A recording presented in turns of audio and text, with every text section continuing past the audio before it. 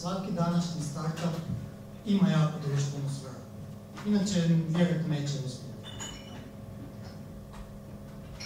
Dakle, tu taj tip poduzetništva mi se čini da treba razvijati.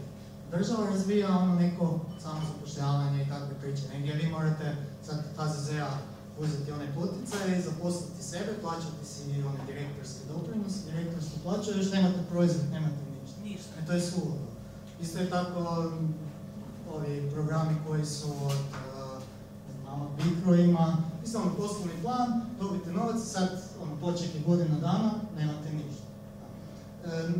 Neka predviđanja su da će i za to društveno poduzetništvo, impact poduzetništvo, kako god, i u Hrvatskoj za nekih 5-10 godina biti dovoljno novca, ali neće biti dovoljno poduzeća koje bi to moglo apsorbirati. Neće biti dovoljno potpornih mehanizama da se tim poduzećima pomogne da imaju neki rast.